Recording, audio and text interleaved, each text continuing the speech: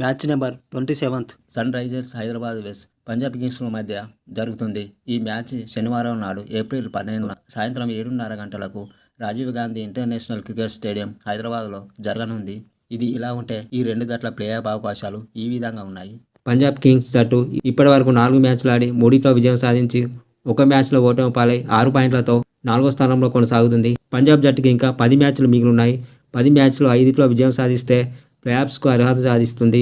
4ట్లో విజయం సాధిస్తే రన్రేట్ ద్వారా వెళ్తుంది. 3ట్లో విజయం సాధించినా కూడా వెళ్తుంది, కానీ ఇది చాలా అరుదుగా జరుగుతుంది. అలాగే ఎస్ఆర్హెచ్ ఇప్పటి వరకు 5 మ్యాచ్లు ఆడి ఒక దాంట్లో విజయం సాధించి 4ట్లో ఓటమి పాలి 2 పాయింట్లతో ఆఖరి స్థానంలో కొనసాగుతుంది. ఎస్ఆర్హెచ్కి ఇంకా 9 మ్యాచ్లు మిగిలిన్నాయి. 7ట్లో విజయం సాధిస్తే ప్లేఆఫ్స్కు అర్హత సాధిస్తుంది. 6ట్లో విజయం సాధిస్తే రన్రేట్ ద్వారా వెళ్ళవచ్చు. అలాగే 5 మ్యాచ్లో విజయం సాధించినా కూడా వెళ్తుంది, కానీ ఇది చాలా అరుదుగా జరుగుతుంది. అయితే ఈ రెండు జట్లు ఐపీఎల్ 23 మ్యాచ్లు ఆడగా అందులో పంజాబ్ కింగ్స్ 7 సార్లు విజయం సాధిస్తే ఎస్ఆర్హెచ్ జట్టు 16 సార్లు విజయం సాధించింది. లాస్ట్ 5 మ్యాచ్ల్లో పంజాబ్ కింగ్స్ ఒకసారి విజయం సాధిస్తే ఎస్ఆర్హెచ్ 4 సార్లు విజయం సాధించింది. ఇది ఇలా ఉంటే హైదరాబాద్లోని Rajiv Gandhi international cricket stadium pitch report చూస్తే ఈ విధంగా ఉంది. ఈ పిచ్లో మొదటి ఇన్నింగ్స్ యావరేజ్ స్కోర్ 218గా ఉంది.